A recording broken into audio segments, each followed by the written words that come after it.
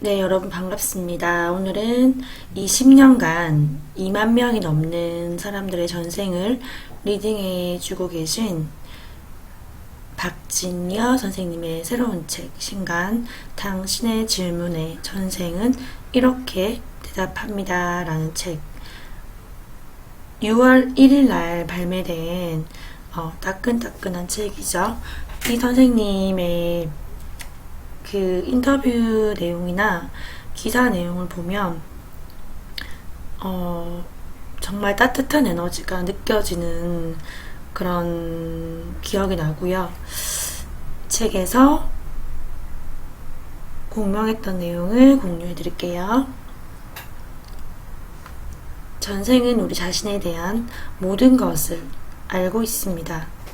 우리가 살아가면서 경험하는 힘들고 어려운 일이 우리 스스로가 계획하고 준비해서 온 것이란 사실을 알면 지금의 삶이 그렇게 불행하고 나쁘지만은 않을 겁니다.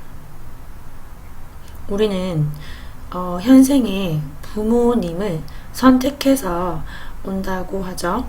루이스 헤이님의 책에도 나와 있고요. 이 현생에서의 삶을 대략적으로 계획하고 태어나는 경우가 대부분이라고 하죠.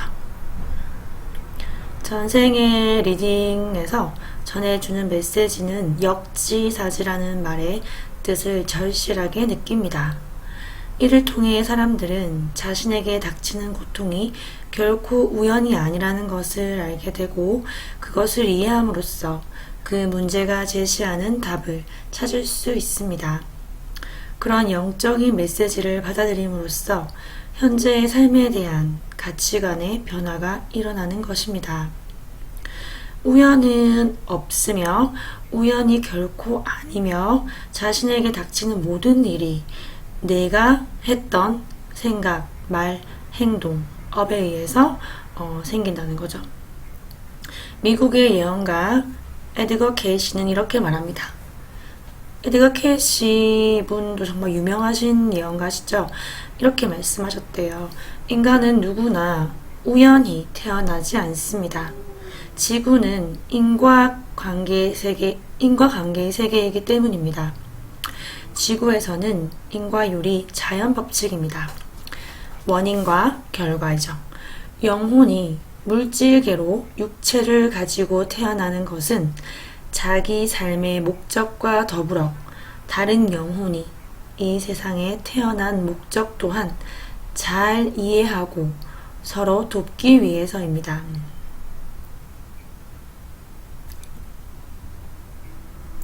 리딩으로 살펴본 사람들의 영혼은 자신이 지은 카르마를 해결하고 정화하기 좋은 시기에 다시 태어납니다.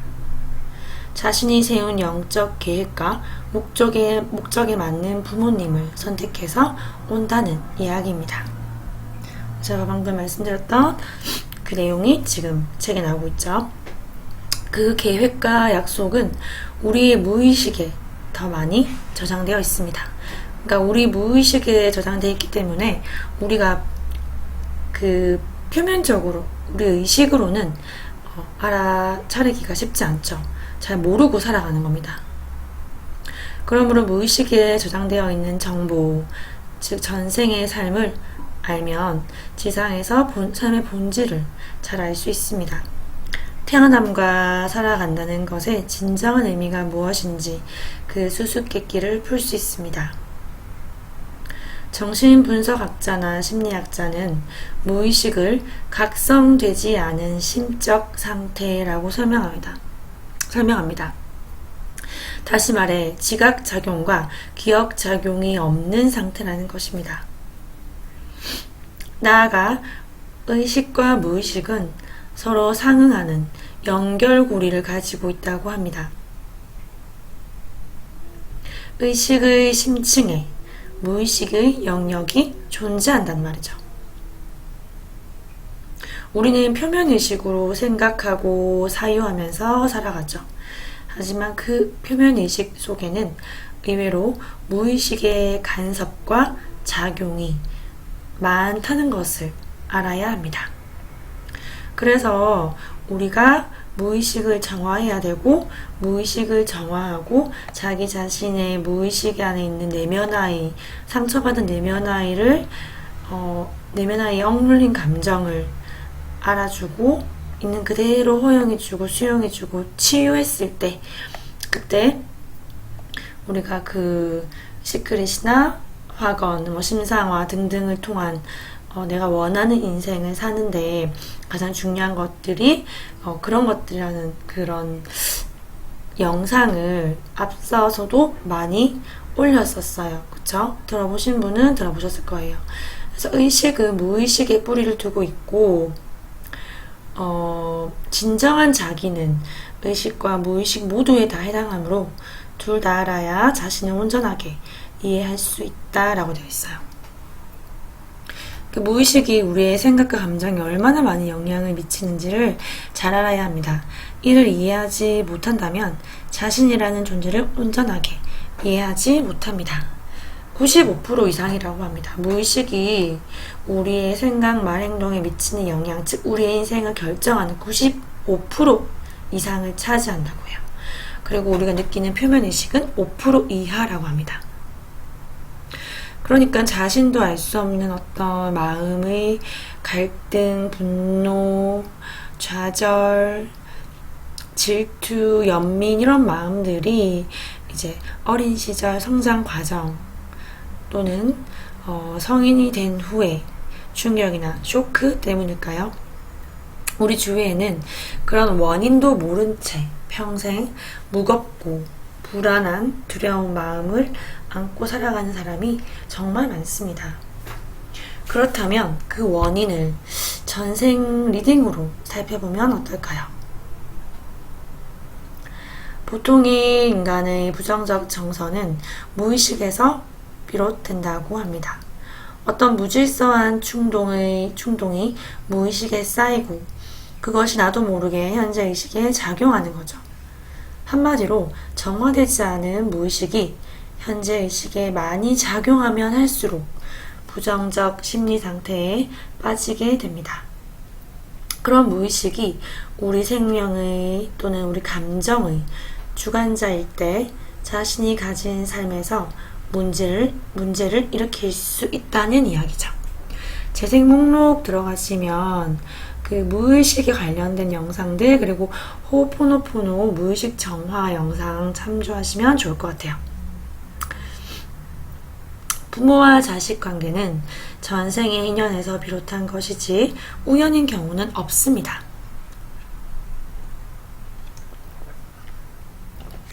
그리고 여러분 부부 관계도 마찬가지래요. 부부 관계도 남편이나 와이프로 만나는 인연이 우연히 만나는 것이 아니라 우연은 없으며 전생의 어떤 카르마적인 것을 해소하기 위해서 계획되어진 만남이라고 합니다. 부모와 자식 간의 관계도 마찬가지고요. 아이와 부모는 영적 프로그램에 따라서 만납니다. 영적 프로그램이란 카르마의 법칙에 따라 입력된 일종의 고차원적인 컴퓨터에 의한 연산작용인데 불교에서 가르치는 12연기법으로 설명할 수 있습니다. 아카식 레코드와도 관련되는 것 같아요. 그죠? 영적 프로그램. 이것은 그 영적 프로그램 작성자, 인간의 가장 상위적 존재인 보호령, 우리를 보호해주는 보호령, 천사라고 하죠. 수호령. 어떤 사람이 가지고 있는 업의 정보를 기본값으로 전제하고 그 관계를 설정합니다. 그 중에서 부모와 자식 관계는 서로 영적으로 성장하고 진화해 나가는 궁극적인 목적이 있습니다. 서로의 영적 성장을 위해서 만나는 거죠. 결국은 그쵸. 카르마를 해소하고 우주의 균형의 법칙을 이루기 위해서 그것을 카르마를 해소하고 즉 업장해소라고 하죠. 그 정화하고 서로 성장했을 때 균형이 다시 맞추어지겠죠. 운명이란 영혼이 스스로 의지를 가지고 살아가면서 관계를 다져나가는 과정입니다. 물론 그 과정에는 카르마의 작용도 포함됩니다. 어떤 영혼이든지 평형 이론에 따라 균등한 삶의 기회가 주어집니다. 여러 생을 거치면서 부자와 가난한 자, 잘생긴 사람과 못생긴 사람, 건강한 사람과 병든 사람의 역할을 번갈아 가면서 겪게 됩니다. 주인과 노예, 가해자와 피해자 등등 위치를 바꿔가며 경험을 하는 거죠. 그래야만 배움을 얻고 의식적으로 성장할 수 있기 때문이죠. 여러분 지금까지 한 10분 정도 소개해드렸는데 어떻게 느껴지시나요? 얼마나 와닿으시나요? 사실 전생, 사후세계, 윤회, 카르마 이런 내용은 불교에서도 많이 나오는 내용이죠.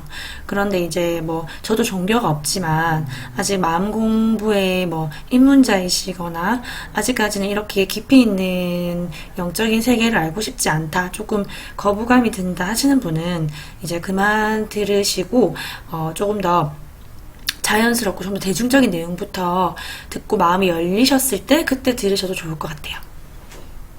네, 계속 소개해 드릴게요. 우리가 살면서 경험하는 어떤 불행과 고단함, 고통의 시간이죠.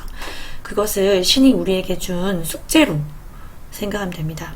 자신 스스로 그 문제를 잘 풀기 위해서 선택한 삶이라고 생각하세요. 그리고 문제 해답을 찾기 위해서 최선을 다하는 겁니다. 그 과정에서 이제 우리가 성장을 하는 거죠. 그쵸? 그래서 모든 일에는 뜻이 있다. 어떤 아이의 영혼은 어렵고 힘든 환경에서 살아가는 가난한 부모를 선택하기도 합니다. 삶의 장애와 고단함이 크면 클수록 자신이 지은 카르마의 빚을 빨리 정산할 수 있다는 것을 알기 때문입니다. 영적 성장을 이루는 기회가 더 많아지는 것이죠. 심지어 스스로 장애의 몸을 선택하는 영혼도 있습니다. 선천적인 장애를 타고난 아이가 있습니다. 리딩을 했을 때 그 영혼은 2차 세계대전 때 일본군의 의사로서 악명 높은 만주 731부대의 군의관이었습니다. 그는 당시 많은 사람을 생체 실험 대상으로 삼았고, 그리고 그때 얻은 의학 지식과 임상 실험 덕분에 전쟁이 끝난 뒤에도 처벌을 받지 않았습니다. 오히려 미국의 어느 대학병원에서 유명한 교수로 일을 했죠. 세계 2차 세계대전은 현재와 그리 멀지 않은 시기입니다. 부정적 카르마를 씻기 위해서는 여러 생을 살아야 하는데 그러기에는 너무나 짧은 기간이죠. 그래서 그 영혼은 자신이 지은 엄중하고 심각한 카르마의 부채를 청산하기 위해서 이번 생에서 스스로 장애가 있는 육체를 선택한 것입니다. 이렇게 그 영혼이 그 삶의 환경과 육체, 부모와 형제, 그 배우자를 선택하는 겁니다. 전생의 부모나 남편이 현생에서 자식의 인연으로 다시 만나는 경우가 있습니다. 전생의 부모였던 영혼은 리딩에서 이렇게 말합니다. 전생에서 당신을 낳고 키웠으니 이번 생에는 당신이 나를 낳아 길러주세요. 자, 이렇게 우리가 생각했을 때 우리 주변의 가족, 친구, 지인들 정말 소중한 인연이죠. 전생에 어떤 인연이었을지 모릅니다. 내 부모가 내 자식이었을 수 있고요. 내 친구가 내 부모였을 수 있고요. 지금의 나에게 큰 피해를 준 피해자가 피해를 받은 피해자가 가해자였을 수 있고요. 그리고 내가 지금 피해를 입지만 내가 전생에 가해자였을 수 있습니다. 그것을 번갈아 가면서 역할을 수행했을 때 우리가 영적으로 성장을 하고 보통 그렇게 계획을 하고 태어난다는 이야기입니다. 자, 행복의 기준은 사람마다 각기 다릅니다.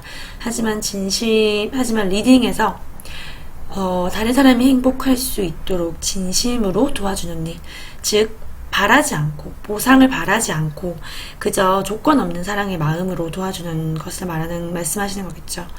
그 사랑의 마음으로 도와주는 일, 그것이 가장 큰 행복이라고 말합니다. 더 나아가서 남을 위한 봉사, 그것이 자기 미래생의 행복을 준비하는 가장 큰 저축이라고 합니다. 카르마의 논리에 따르면 인간의 구원은 각 개인에게 달려 있습니다. 윤회를 통한 한 생은 부인할 수 없는 사실입니다.